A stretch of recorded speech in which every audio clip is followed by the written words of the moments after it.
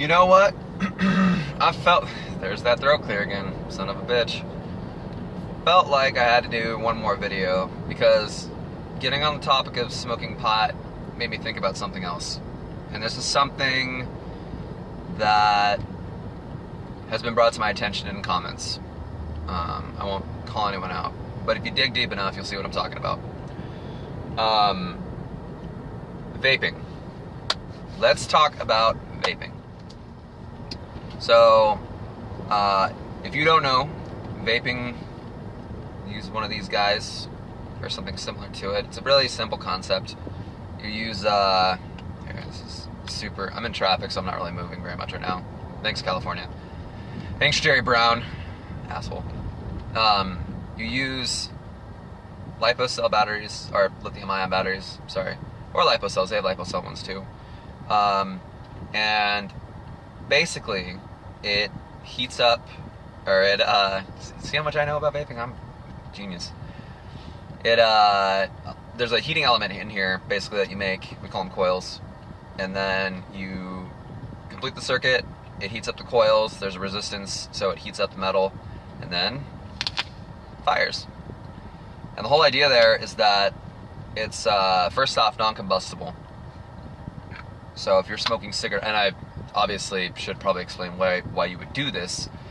You there's nicotine concentrate in the e-liquid that you put on your cotton to vaporize, and the whole idea is it's harm reduction, or some would say that you're able to quit smoking with it. You swap one for the other, and because it's non-combustible, there's no tar. The ingredients in the juice are, and I can attest to this because I make my own, are propylene glycol, which is used in, or used to be used in hospitals as a sterility agent. They pump it through the air ducts to help sterilize the air. And then vegetable glycerin, which is in damn near everything. Go grab any cosmetic appliance and look at the, what makes it up, the ingredients, as it were. And there's probably vegetable glycerin in it, specifically in stuff that's used to soften skin, like lotions and things like that. Artificial flavoring, which has been used in candy making forever, and then nicotine. So the argument is that it is safer. Now, by law, I can't say one way or the other that it is, but I will say from personal experience, I was a smoker for about 8 years. I was a pretty heavy smoker too, having anxiety, as I'm sure some of you are. So I came to a point in my life where I was doing really well and I was happy, and I was all about positivity and working out and doing all this stuff, because I used to be kind of a chubby bubble. I was a pretty big kid at one point. I'm still not small, but I'm within a healthy weight range for my particular height and stature. But I was feeling positive, and I had willpower and determination and all this stuff. Excuse me, sunflower seeds are making me burp. That's bullshit. I just have to burp. So I was thinking, you know what? I'm gonna quit smoking. I'm gonna do it. I'm gonna get on this vaping thing and see if it works. And for me, it did. I was able to stop smoking with it. I've been cigarette free now for 2 years. It'll be 2 years in May. And here it is. I think today's April the 17th of 2017. And I quit May the 7th, 2015. I think that was the date. May the 7th or May the 9th. I don't remember which. Either way, May, early May. So I was able to quit smoking like that. And a lot of people have been able to quit smoking like this. Now, here's where the gray area kind of comes into play. Nicotine, in and of itself, by itself, isn't the most harmful thing in cigarettes. There are situations that nicotine could put you in. For instance, it constricts blood vessels, which can be potentially damaging. Some people argue that it can, lead to heart arrhythmia and palpitations and those kinds of things. Which, sure, it probably does do that, but to a small percentage of people. Now, here's what I know about cigarettes, and here's what I'm sure you know about cigarettes and other combustible types of tobacco. It causes lung cancer. It can cause mouth cancer of the mouth. Obviously, heart disease is a big one. Stroke, all kinds of crazy shit. Lung cancer being the big one. a lot of people die every year from smoking cigarettes, and it's one of those things or something else. Fucking house fires, man. You leave your cigarette lit, you don't see that it's all the way out. Sorry, this guy just slammed on his brakes. House fires. Shit, people die from that. So, vaping seemed like the more, the wiser choice for me. And I'm not going to advocate it or discredit it. That's the word. My brain goes to drive mode. I just can't think. I don't have words at my disposal. But what does nicotine in particular and vaping have to do with anxiety? How do they counteract? How do they react? I should say, not how do they counteract? For me, it's been this. Nicotine has always helped me calm down, which is really weird because it's a stimulant. Nicotine and caffeine are very similar in how they work. They, speed up your heart rate a little bit. They do a lot of things, but for me and for a lot of other people, nicotine is a calming agent. It helps you settle down a little bit. So you would think, logically, that if I have anxiety and I vape, I can vape when I'm feeling anxious, which I do a lot of the time. I'm always holding this damn thing. It's just, oh shit, batteries getting loose. There goes all my troubles in that little white cloud.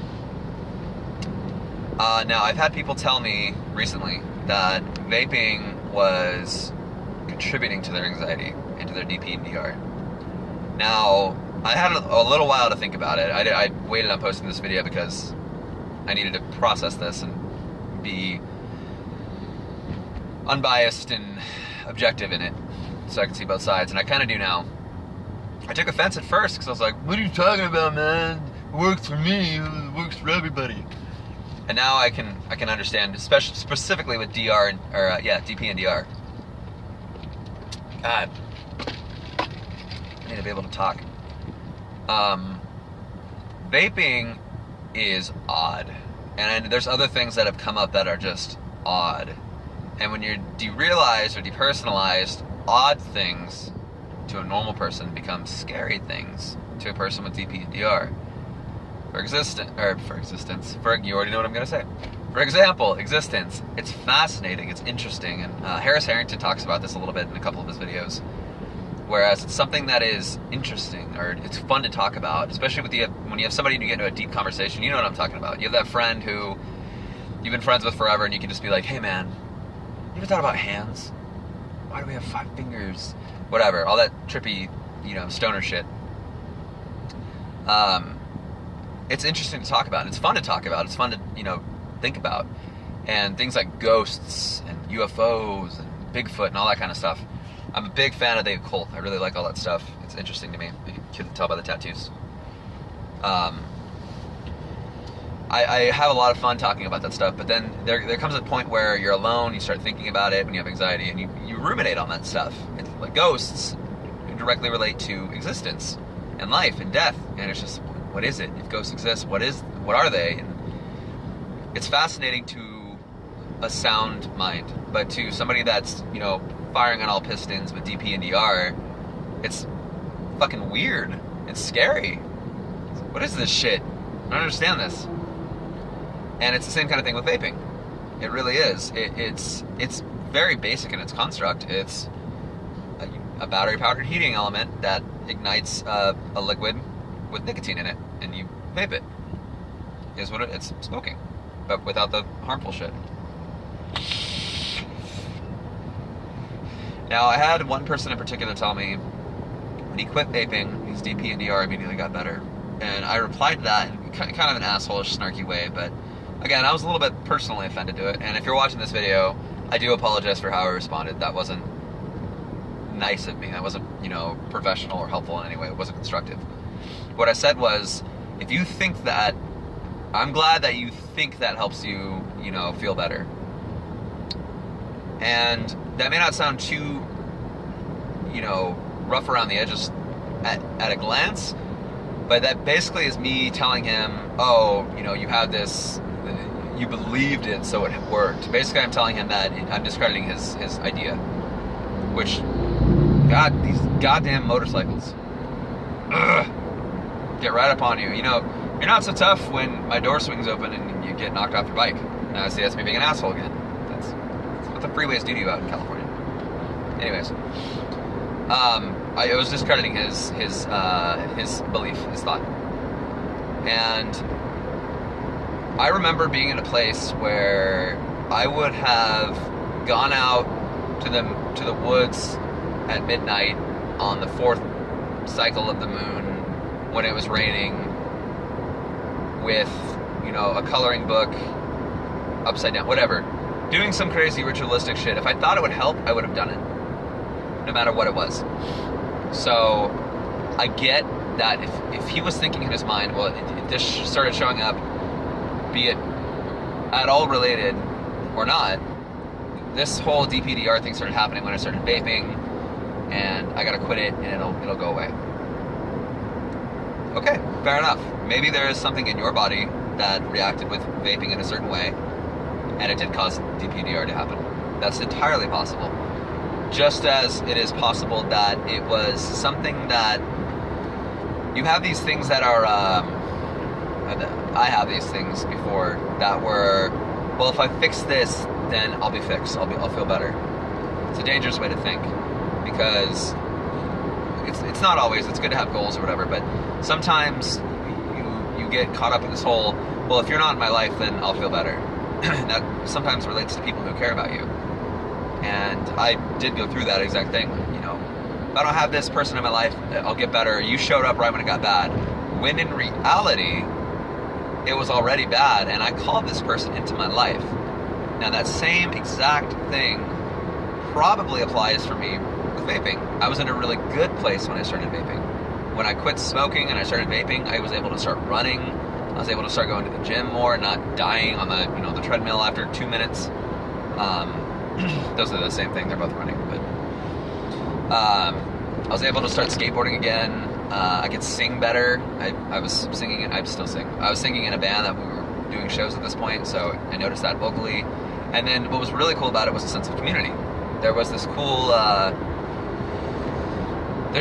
there are douchey vapors, don't get me wrong. There's douchey everybody in every walk of life. There's cool car salesmen just as much as there are douchey car salesmen, whatever. Pick your poison, there's douchebags in it. Douche poison, it's the worst. So it's kind of got a bad rap, and I noticed that pretty early on. I noticed that there are some just douchey asshole people that decide to pick up vaping because them, like me, wanted to quit smoking. Fair enough. I live and let live, man. Do your own thing, be happy. You know, if you want to blow chuck giant clouds at Walmart and piss a bunch of people off, then you can do that. Me, I just wanted to quit smoking. Now that changed. I started building coils and doing all that crazy shit, the more hobby side of things. But because it works so good as a distraction. It's so meditative to be able to just be like, okay, I'm gonna build these. Look at this. I'm on a turn right now. That's why the cross is doing that. It's not the devil. Anyways, it's very meditative to just sit down. You have thin little pieces of wire. You have to really focus on it with a drill. Drills are obviously very dangerous. Okay, I'm gonna do this crazy wrap like a guitar string. It's called a Clapton if you care at all.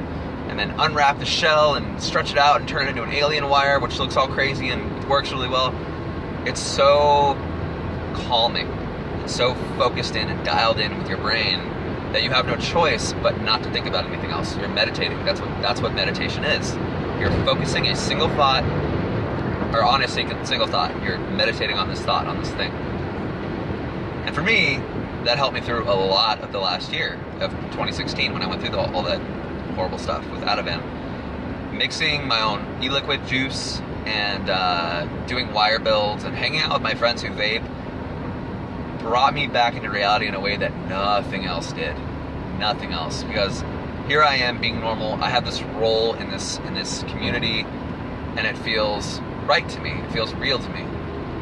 And that became, I internalized that very much so. I have a soft spot in my heart for vaping. I do honestly believe vaping saved my life. And I do think that it does have a bad reputation because of aforementioned douchey vapors. Now, how does it react with anxiety and DPDR? In the thick of it, when I was really in dire straits with depersonalization and derealization, I was forcing myself to drive a couple miles. So I'm gonna put on my gloves, put on my jacket so none of me is exposed, and I can just, I feel this stuff on my skin, so therefore it has to be real and I have to be real. I think that, subconsciously, I think that's how it works. I think it started to become obsessive, and now it still is to a point. If I get really anxious, I'll wear gloves still, but most of the time, 90% of the time, I don't need them, I'm fine. Rub my hands together, wash my hands, do all that stuff, totally straight. But at that time, I started craving cigarettes and alcohol again. It was really weird, and I've heard benzodiazepines will make you want to drink. It's more than wanting to drink, though. It's not you will crave alcohol. I felt like I needed it because I was leaning on alcohol a lot before I started taking it to quell my anxiety. So when your anxiety is at 1,000% and you're in a place where you're just like, Jesus Christ, I don't care what this does. This has to stop. This has to go away. I'm gonna lose my mind. You can't drink on Ativan, and I knew that. It can kill you. It can slow your heart rate to a point where it just stops. You fall asleep, you don't wake up. I was aware of this fact the whole time. In the back of my mind, this whole time through, common sense and logic and reality are still there. But it was just predominantly the DPDR coming up to the front. But in the back of my mind, I knew that this is a death sentence. I'm literally signing my death certificate if I go drink a couple beers right now. So I didn't. I sat through it. And vaping, I vape a high milligram nicotine. I vape a very strong nicotine level. I vape 12 milligram. Most people vape between 3 and 6, or even 0 milligrams sometimes. No nicotine. I vape a 12 milligram on what's called a series box. It's very powerful. It delivers a shit ton of vapor very, very quickly. So most people would say that's overkill. But then most people don't experience DPDR, do they? So it works for me. I stick with it. I do it. At that point, though, I needed something stronger. So I tried mixing the nicotine higher to 18 milligram, same thing, and that worked a little. It did help a little bit. It brought my heart rate down, but then I think because I was basically poisoning myself with so much nicotine, it would just it would speed up after a couple minutes, and it made it worse. So I gave in. I said, God damn it, I can't do this anymore. I need to smoke cigarettes. So I did for a little while. About a year into vaping, I had to stop, smoke cigarettes. I would still vape on the side. I was kind of doing dual use. Now, don't get me wrong, I wasn't smoking a lot. I need to sit up. My butt's falling asleep. I wasn't smoking a lot, but I was smoking a little bit. I think I went through about a half pack in the course of a week, which is nothing. Not many cigarettes at all. Comparatively to what I was doing. I was doing about a pack and a half. Pack to a pack and a half a day. But then, after I'd quit Ativan, I tapered off finally, got down to my microdoses, and I was pretty much completely off of them. I was able to quit smoking again. It was much easier this time around. Though, you would think because of the circumstances it would be harder. But it was just in my mind, it went back to, nope, you don't smoke anymore. You're not a smoker, you're a vapor. Go back to vaping. So, that's what I did. And then I was vaping higher nicotine stuff, and then I eventually settled back down. And by the way, I never said this on film. Let me tell you my repersonalization story, because it was fucking rad. It was really cool. And I think that you can probably, you might find a little bit of hope in this. I started on a singing app, a karaoke app. As I mentioned, I'm a singer, which is why I have such a pretty voice. I sound like I gargle fucking gravel in the morning, but I sing rock music, so I yell a lot. But I downloaded this app called Sing by a company called Smool. They're not paying me to tell you this. I don't have enough viewers for them to pay me to tell you this. But that alone gave me, again, a sense of community, which was nice. More than that, singing and music, I believe in my heart of hearts, is the most true, raw, and honest form of expression. Even if it's somebody else's song, for you to be living through these emotions and vocalizing them, which by the way is a Harris Harrington exercise, vocalizing your thoughts and your emotions, is so real, and it puts you in the moment so much more than anything else can. So much more than anything else can. And it's just this, it's very powerful to me. Music is very powerful. And so doing that, I remember my first moment of clarity. I remember with Harris Harrington stuff, there were little snippets, there were quick little flashes of things where the common sense and logic would come up to the front and be like, all right, we're done. We gotta shut everything down. We're in DEFCON 5, and then it would just go away again.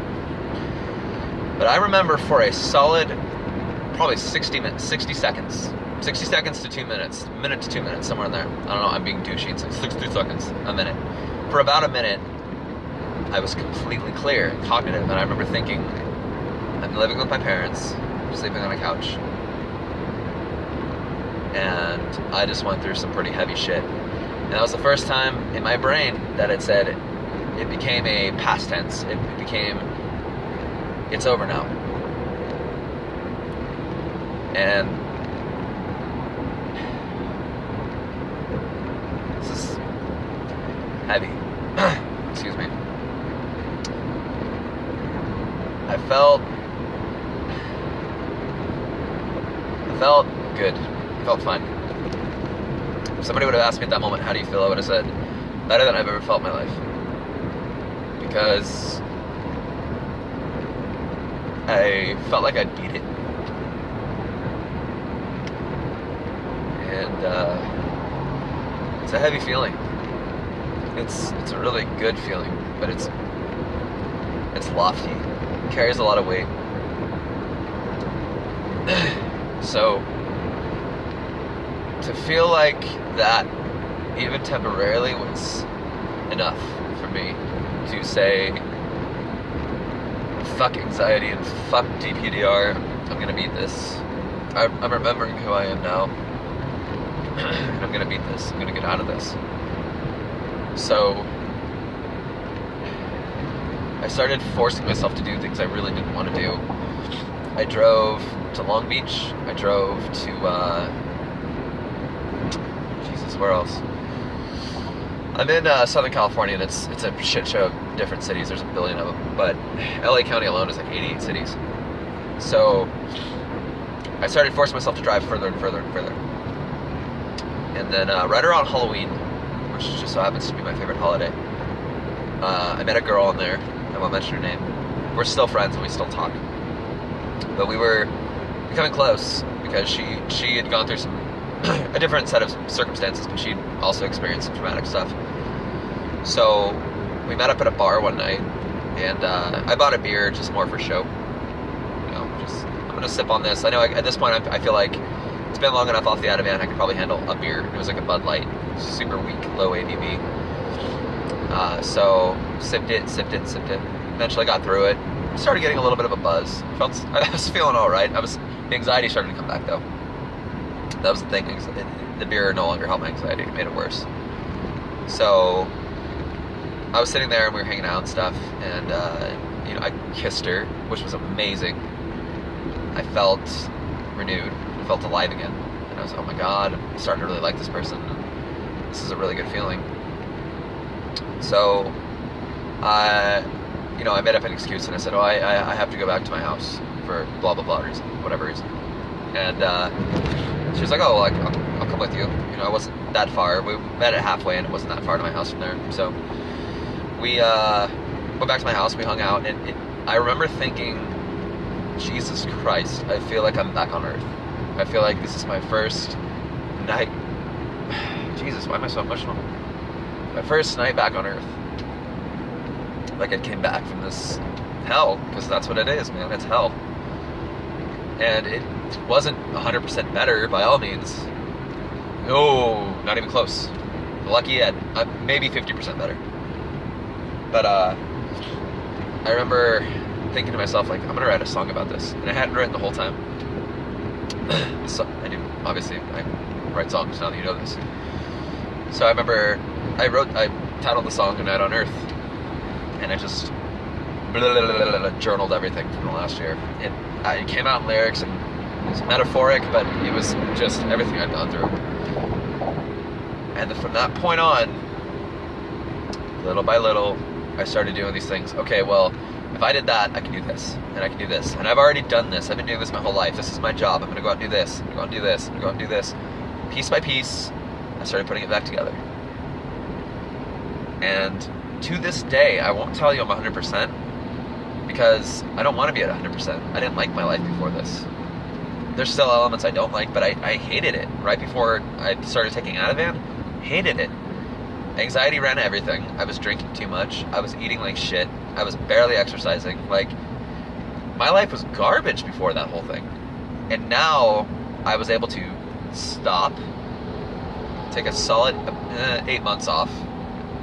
I had the luxury of doing that, by the way, and I know a lot of people don't. I got really, really lucky, and I'm super grateful that I had the circumstances I did. I was able to just not have to do anything for a little while. When I came back, though, I said, well, I haven't drank in 8 months, so I don't need to drink anymore.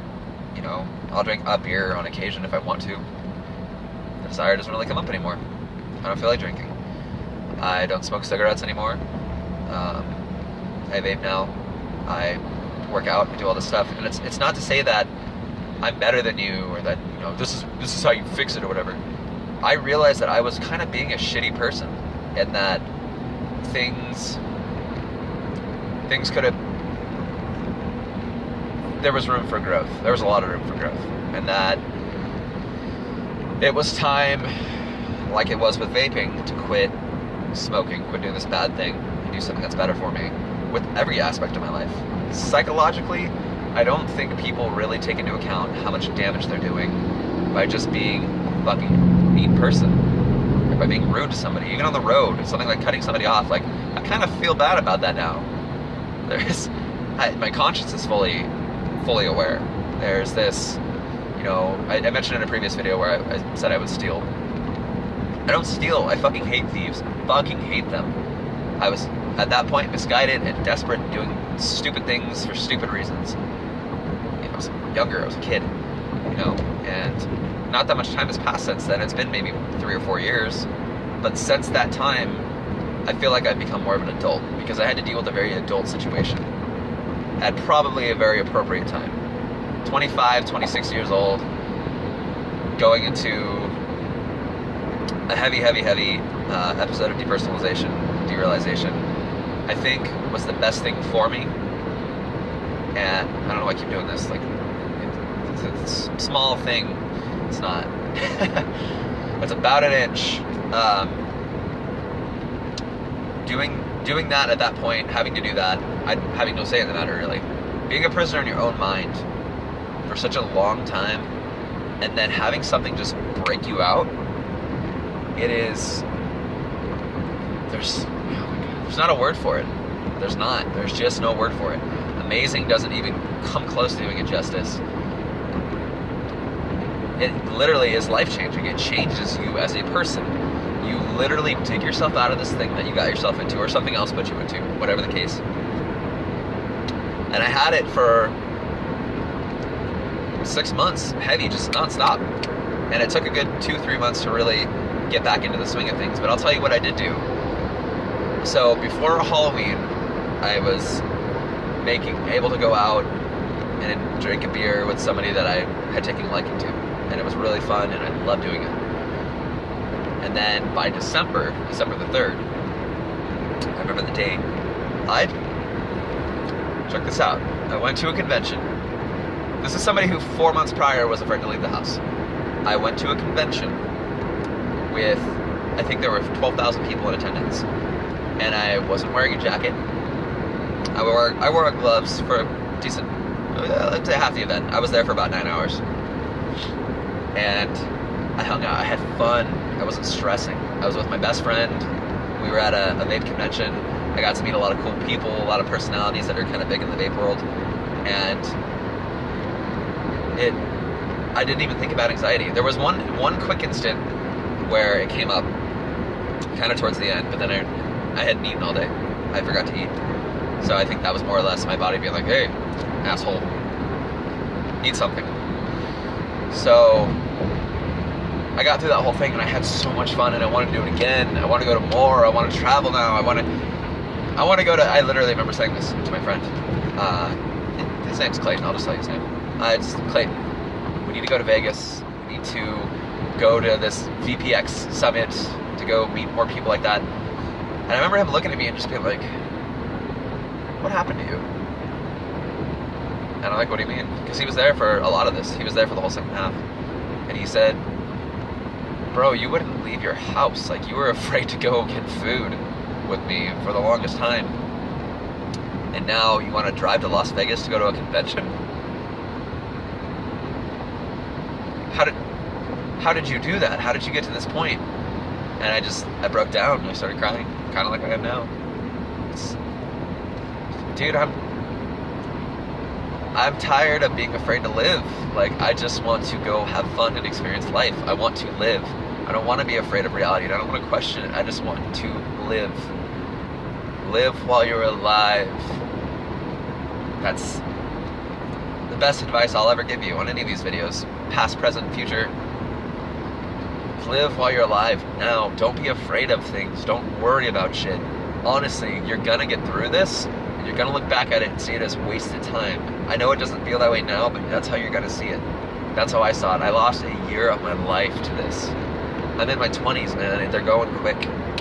27, I'm gonna be 30, and then I'm gonna be 40, then I'm gonna be 50, and one day I'm gonna be 90. Looking back on all this, and I want to look back and just say, you know what? I had this really, really almost insurmountable challenge that I had to get through, that I overcame, and that I beat. And even if I still have it, it doesn't get to decide how I'm gonna be. It doesn't get to decide my life, and I'm not gonna let it fucking control me. And that's the mentality you have to have. It is an enemy, but more than that, it is a manageable enemy. It's in your head, and it's you doing it. I know you're not consciously doing it. I know you're not doing it on purpose. I don't want you to think that I'm telling you that, because I don't believe that at all. But it is you, and you can't control it. It's part of your brain.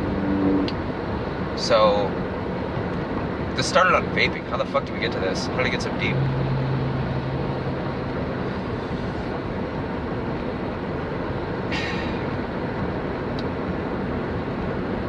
So, if you have anxiety and you vape, and it helps you, good. If not, fine. That's what this whole video is summed up to be. It's a matter of free will and your choice. If you're an adult, you're legally able to vape, do it. I enjoy it. I already spent half an hour of your life now telling you all this stuff. I really enjoy everything that goes with it. I like the community. I like the feeling I get from it. I like the, I'd rather inhale the flavor of green apples and peanut butter than inhale, carcinogens, which are going to kill me eventually. I know that I'm very sensitive to drugs now. Ativan was a pretty clear indicator of that. So, I started on that. Let me finish with this, and then I'll let you go. I've already taken up half an hour of your time. And by the way, if you stuck around, thank you. I'm gonna go all weepy on you, but I feel very strongly about this stuff. You're gonna find a thing at some point. I firmly believe this. I think that whether it's fate, destiny, God, the universe, powers that be, whatever the case, I think you're probably put in this position for a reason. I don't think any one person is above benefiting from depersonalization or derealization or anxiety. I'm not saying that this is going to be the thing that turns you around and you're going to be this great healer of worlds or whatever. I don't believe that. What I do believe, though, is that I think there's a certain level of benefit that everyone can get from this. And I think that coming out on the other side, I've yet to talk to someone, and I've talked to a good amount of people now about this, which is cool. I love that you guys actually email me. I've not yet met someone who has it worse now. Their situation may be damaged. They may have lost a girlfriend, or they might have lost a job or fallen behind on rent or mortgages or whatever. That does happen. Obviously, you're experiencing some pretty heavy shit. But mentally, they're clearer and sharper than they were before. And I think people misunderstand what 100% recovery is. When I said earlier that I'm not at 100% recovery, it's because I believe I've surpassed that. I don't think I ever really was at 100%. I think that I was operating at a very low level. And I think that now that I've had all these things brought to my attention, I'm beginning to understand what 100% actually is. And I think that you probably will too. So, find that thing find that, what is it? What's that line? Find the thing you love and let it kill you. Don't let it kill you, let it absorb you though. Let it take over your life.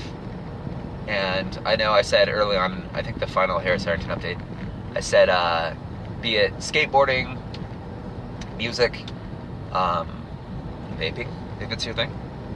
Shit, smoking. If you're a smoker of cigars, pipe tobacco, cigarettes, whatever, and you are just head over heels in love and passionate with that thing, let that be the thing that absorbs you. You know, find the thing that is your burning passion. And I know it's easier said than done, but I think everybody has a calling. I think everybody's good at something. And all you gotta do is find it. And if you already know what it is, hold on to that for dear life. Take that and make that your new point of obsession. It's okay to be obsessed with something if it's good for you. So, yeah, this is a heavy video, and I'm very thankful that you sat all the way through it and watched it. I feel like we've probably covered more ground in this video than I have up to this point. And if you, I was thinking about this earlier on the way out to where I was going. I was driving out to San Diego. If you want to do more, go the extra mile, and you feel like emailing isn't enough, please don't hesitate. If you feel comfortable doing it, send me video responses. I think you can still do that on YouTube. You can still tag me in something, make a video response, tell me your story. It would be cool to have kind of an interface like this. I know that may sound creepy or weird or whatever, but I don't mean it in any creepy or weird way. I like to know, it's the most gratifying thing in the world. It puts a smile on my face and it warms my heart. Every time somebody sends me an email and they say, dude, you've really helped. You know, and then when I get these comparisons to Harris Harrington, holy shit, that dude's a rock star in this field. That's so cool. Like, you and Harris Harrington helped me get through this. That is like the biggest compliment in the world to me. That's huge. That's massive. Thank you. Fucking thank you. That's amazing.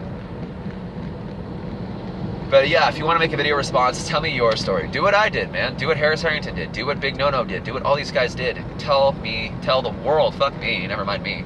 Tell the world at large your story, because I promise you there's someone going through something so similar. You'll never know it because they'll be in a different state, different country, different continent. But somebody out there is going through what you're going through, even if it's one other person. If you manage to help one other person with the video, is that not worth it? I don't know. I think it is. I think it is. Alright, I've taken up too much of your time. You could have literally watched two episodes of The Simpsons without commercials in them. So, I'll stop. Sorry. Thanks for watching. Keep on keeping on. That's my new fucking tagline. I've decided. I've said it since the first video. So that's it. Keep on keeping on. Let me get some shades with it. Dazzled. Send me your emails. Tag me in a video if you feel like doing that. If you're feeling up to it, by all means, please do. We could start a dialogue. That'd be super fucking cool. I think that'd be great. Start a little community here. Watch Harris Harrington. Watch Big No-No. There's a redheaded gentleman. I can't remember his name, but his videos help me too. I'll shout you out in a video, man. I promise. Can't remember your name at this moment. They're all great. Watch anyone. Watch everyone. They're all great. Stay positive. Keep on keeping on. Fuck anxiety. Fuck DPDR. And I will see you soon.